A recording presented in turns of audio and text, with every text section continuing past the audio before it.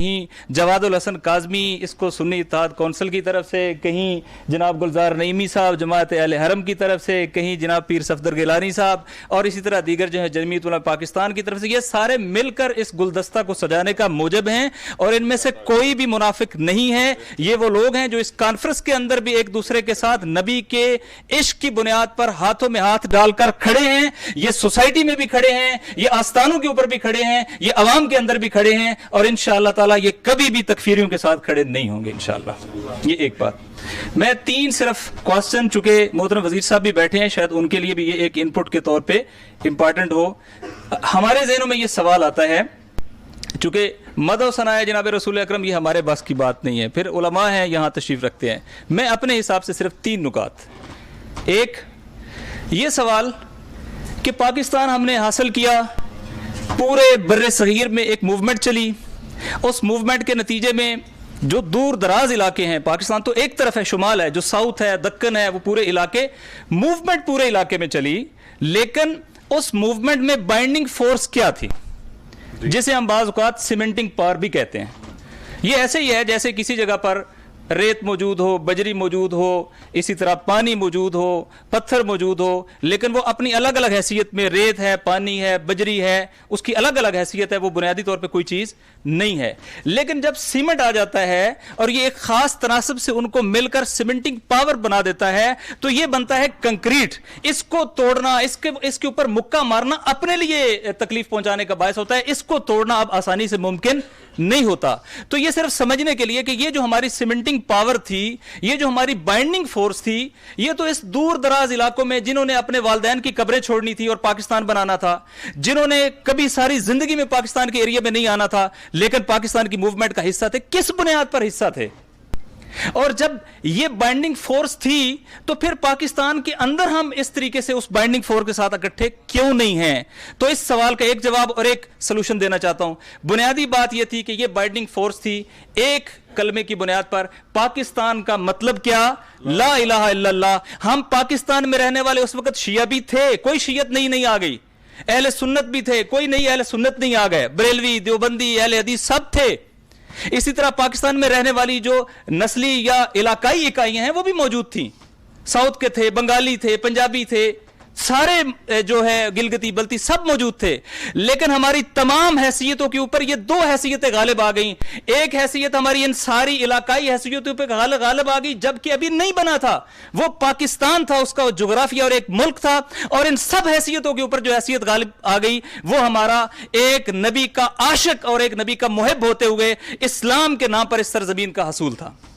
लिहाजा ये binding force बनी और इसकी बुनियाद पे हमने सिर्फ करोड़ों हिंदुओं को शिकस्त नहीं दी। हिंदू आइडियोलॉजी की बात कर रहा हूं, फर्द की बात नहीं कर रहा हूं। हमने उस वक्त की आलमी इंपीरियल पावर की जिसकी सरजमीन पर सूरज गरूब नहीं होता था, उसको और उसकी साजिशों को शिकस्त नहीं दी, बल्कि दरअसल हमने ये बताया कि अगर हम इस बाइंडिंग फोर्स के ऊपर इकट्ठे हैं जिसमें दो उन्वान हैं, एक उन्वान इस्लाम है और दूसरा इस्लाम के साथ पाकिस्तान है, तो हम इंशाअल्लाह बड़े से बड़ा हदफ भी बड़ी से बड़ी ताकत के मुकाबले में खड़े होकर हासिल कर सकते हैं। लिहाजा ये मालूम होना चाहिए आज जो डिसइंटीग्रेशन हुई है, आज जो तफरके इजाद हुए हैं, खा वो मसलक की बुनियाद पे हैं या वो मसलन इलाकाइयत की बुनियाद पर हैं, ये बाय डिफॉल्ट नहीं है, ये बाय डिजाइन है। और अगर ये बाय डिजाइन है, अगर ये किया गया है, अगर वेस्ट ने और दीगर हमारे पाकिस्तान दुश्मन कुव्वतों ने ये किया है, तो आज की इस कॉन्फ्रेंस का एक अहद ये होना चाहिए, हम दुश्मन की इस साजिश के मुकाबले में खड़े हैं। हमारा एक बार फिर तारफ ये होगा, हम अहले तशय्यो हैं, हम अहले सुन्नत हैं, हम देवबंदी, बरेलवी, अहले हदीस सब कुछ हैं, लेकिन नबी की उम्मती, नबी के आशिक हैं, पाकिस्तानी हैं। इन दो मसलों पर हम कोई कंप्रोमाइज नहीं करने देंगे। बाखुदा हमारे दरमियान वो वहदत आ जाएगी जिसकी बुनियाद पे पाकिस्तान एटमी सलाहियत वाला, दुनिया में आलम इस्लाम को लीड करने वाला मुल्क बनेगा। एक दूसरा नुक्ता सवाल ये है, चूंकि माशाल्लाह हमने एक नेशनल एक्शन प्लान बनाया था और हमारे यहां ये सवाल आता है कि जी दहशतगर्दी क्यों अभी भी पनप रही है? ये पैरासाइट से दहशतगर्द, पैरासाइट खुद नहीं सरवाइव करता, किसी और के वजूद पे सरवाइव करता है। ये जरा देखें ये किस वजूद पे सरवाइव कर रहे थे। इनकी पॉलिटिकल एक्सेसेस हैं, इनकी रिलीजियस एक्सेसेस हैं, इनकी इकोनॉमिकल एक्सेसेस हैं, जिसकी बुनियाद पे इनकी आइडियोलॉजिकल एक्सेसेस हैं, जिसकी बुनियाद पे ये पेनिट्रेट करते हैं। हम कानून बना लेंगे, ये मसला हल नहीं होगा जब तक ये रास्ते नहीं रोकेंगे। ان کے یہ رستے بند کرنے پڑیں گے. نیشنل ایکشن پلان میں یہ بنیادی چیزیں لکھی ہوئی ہیں, تکفیریت کے حوالے سے چیزیں لکھی ہوئی ہیں, لیکن ہم پاکستان کی سرزمین پر دیکھتے ہیں کہ اس پر اس کی روح سے, یہ کسی ایک حکومت کا میٹر نہیں ہے. نیشنل ایکشن پلان ابھی اس گورنمنٹ کے دور میں نہیں بنا ہے, ہم نے اس کے جنازے اس سے بہت پہلے اٹھتے ہوئے دیکھے ہیں یہاں پاکستان کے گلی کوچوں کے اندر. لہٰذا اگر ہم نے دہشت گردی کے افریت کو عملی طور پر روکنا ہے تو ہمیں مسلسل قانون سازیوں کے چکر سے نکل کر یہ سوچنا ہوگا کہ بنیادی سکم کہاں ہے. بنیادی سکم یہ ہے جو ان کے آئیڈیالوجیکل مراکز ہیں ان کا محاسبہ ہونا چاہیے, جو ان کے اقتصادی سپورٹر ہیں ان کا محاسبہ ہونا چاہیے, جو ان کے سیاسی سپورٹر ہیں ان کو کہیں کاؤنٹر کیا جانا چاہیے. پاکستان کی سرزمین پر اگر ہم ان کی سیاسی ایکسس بند کر دیں, اگر ہم ان کے آئیڈیالوجیکل ایکسس بند کر دیں, اگر ہم ان کی فائنینشل ایکسس بند کر دیں, اور اگر ہم ان کو پاکستان کے اندر وہ پھلنے پھولنے کے لیے جو پیراسائٹ کو چاہیے ہوتا ہے وہ زمین ہی مہیا نہیں کریں, یہ اپنی موت آپ مر جائیں گے اور پاکستان شیعہ اور سنی کی وحدت کا اور محبت کا گہوارہ بن کے رہ جائے گا. اس کو امپلیمنٹ کرنے کی ضرورت ہے. تیسری بات یہ سوال کہ عموماً یہ جو ابھی کیریکیچر مسل نکالے گئے یا نبی اکرم صلی اللہ علیہ وسلم کی شان میں گستاخی کرنے کی ایک کوشش کی گئی, یہ کیوں ہے؟ بعض لوگ ہم میں سے اٹھیں گے کہیں گے جی اس وجہ سے ہے کہ چونکہ ڈوئل سٹینڈرز ہے ویسٹ کے.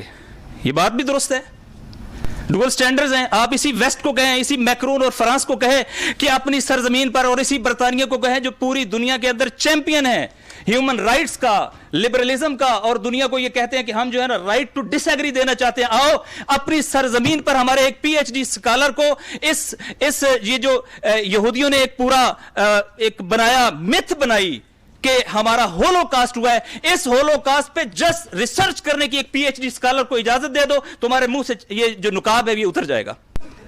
یہاں ان علاقوں کے, ان یورپین کنٹریز کے اندر بعض ممالک میں 5 سال تک سزا ہے اگر آپ نے جسٹ ہولو کاسٹ کے اوپر ریسرچ کرنے کی بھی کوشش کی. تو آپ تو تحقیق کے لیے میدان نہیں دیتے ہو, آپ کہاں آزادی اظہار رائے کے قائل ہو؟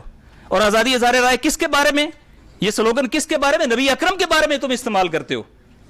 یہ ایسے ہی ہے جیسے اس دور میں جناب رسول پاک صلی اللہ علیہ وآلہ وسلم سے دور کرنے کے لیے مشرکین بھی اور کفار بھی پروپیگنڈا مشین چلاتے تھے کہ نعوذ باللہ من ذالک, نقل کفر نباشد, کہ پیغمبر ساحر ہیں, کاہن ہیں, جو ان کے قریب ہوگا مثلا وہ سحر زدہ ہو جائے گا.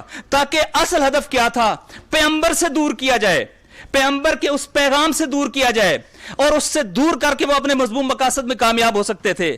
یعنی انہیں یہ معلوم تھا جو پیغمبر کی صحبت میں چلا جائے گا, جو اسلام کے نورانی چہرے کو جا کر دیکھ لے گا, وہ اسلام کے عشق میں گرفتار ہو جائے گا, اور جو اسلام کے عشق میں گرفتار ہو جائے گا وہ نبی کی محفل سے کلمہ لا الہ الا اللہ پڑھ کر اٹھے گا. لہذا روکنے کا طریقہ یہ ہے, انہیں نبی کے قریب نہ آنے دو. آج پوری مغربی دنیا اپنے بدترین تہذیبی اس خلفشار سے دوچار ہے, اور انہیں اپنا فیوچر اس لحاظ سے مخدوش نظر آ رہا ہے.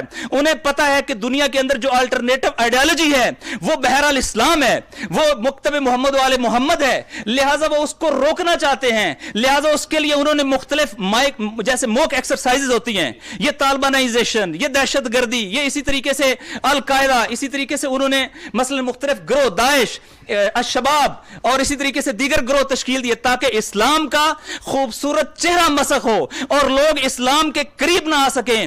بخدا اگر ہم اسلام کا وہ پاکیزہ چہرہ جو محمد عربی صلی اللہ علیہ وآلہ وسلم لائے, جس کی ترویج امام علی ابن ابی طالب علیہ السلام نے کی, جس میں جانوروں پر بھی ظلم نہیں کیا جا سکتا ہے, جس میں دشمن پر قبضہ کر کے اس کی عورتوں کو تذلیل نہیں کی جا سکتی ہے, جس میں یہ جو انوائرمنٹل چیزیں ہیں ان کا بھی احساس رکھا گیا ہے, جس میں آپ فصلوں کو بھی تباہ نہیں کر سکتے ہیں, جس میں جانوروں کا مسئلہ بھی نہیں کر سکتے ہیں. اگر اس اسلام کو جو پاکیزگی کا, محبت کا, وحدت کا, اخوت کا دین ہے, اس کا یہ خوبصورت چہرہ ہم پیش کرنے میں کامیاب ہو جائیں, بخدا عالم کفر کے مقابلے میں اسلام اس جگہ کھڑا ہو جائے گا جیسے سورج نصف سورج جو ہے اپنی اوج کے اوپر ہوتا ہے, اور اس کے ذریعے سے پوری دنیا کے اوپر اسلام کی پاک و پاکیزہ کرنیں ہوں گی, اور پھر اللہ کا یہ قول صادق ہوگا کہ یہ اسلام پوری دنیا پر غالب آنے کے لیے ہے, اور یہ آئیڈیالوجی ہے اس لیے تاکہ اس کائنات کے اوپر نافذ ہو کے اس اللہ کی سرزمین پر اللہ کا نظام نافذ ہو سکے. لہذا اس کے مقابلے میں, ویسٹ کی اس سازش کے مقابلے میں ہمیں آئیڈیالوجیکل کھڑا ہونا इसमें यूनिवर्सिटीज़ के अंदर, इदारों के अंदर हमें इस ऐसी चीज़ें राइज करनी होगी कि जिसके नतीजे में हम इसका स्ट्रेटजिक तदारक कर सकें। और आज का ये प्रोग्राम भी मैं आपके सामने ये कहना चाहता हूँ, ये एक स्ट्रेटजिक इवेंट है, ये कोई आम इवेंट नहीं है। अगरचे ये मिलाद भी है, अगरचे ये मदद सनाए पे पैगंबर अकरम सल्लल्लाहु अलैहि वसल्लम भी है, लेकिन ये स्ट्रेटजिक इवेंट है। दुश्मन ने ये मैसेज दिया, हम पाकिस्तान में तफरका की बुनियाद पे तकसीम करेंगे और पाकिस्तान की इस तकसीम से अपने लिए फायदा उठाएंगे। आपने यहां बैठकर ये मैसेज दिया कि नबी के इश्क में हम सारे एक हैं और हम हाथों में हाथ डालकर ये इजहार करेंगे, तुम हमें मसलक की बुनियादों पर तकसीम नहीं कर सकोगे और हम एक नई आइडियोलॉजी लेके यहां से जाएंगे। हम एक दूसरे के लिए ये तोजी करते हैं कि हमारे अहले सुन्नत भाई अगर बाज हस्तियों से मोहब्बत करते हैं तो उसकी बुनियाद वो हस्तियां नहीं है बल्कि इश्क रसूल है। उनका ये ख्याल है कि ये नबी पाक से ज्यादा करीब हैं, नबी पाक से इनकी ज्यादा कुर्बत है। इसी तरीके से अहले तशय्यो अगर बाज हस्तियों से ज्यादा मोहब्बत करते हैं तो उसका उन्वान यह है कि उनके ख्याल में वो नबी के ज्यादा करीब और आशिक हैं। तो असल महवर है मोहम्मद मुस्तफा सल्लल्लाहु अलैहि वसल्लम की जात। लिहाजा अगर हम इश्क मुस्तफा पर इकट्ठे हो जाएंगे, हम एक दूसरे को राइट टू डिसएग्री भी देंगे, किसी को दुख किसी की तौहीन का हक नहीं देंगे और हाथों में हाथ डालकर इस्लाम का भी दिफा करेंगे, इस वतन का भी दिफा करेंगे। वस्सलामु अलैकुम वरहमतुल्लाहि वबरकातुहू।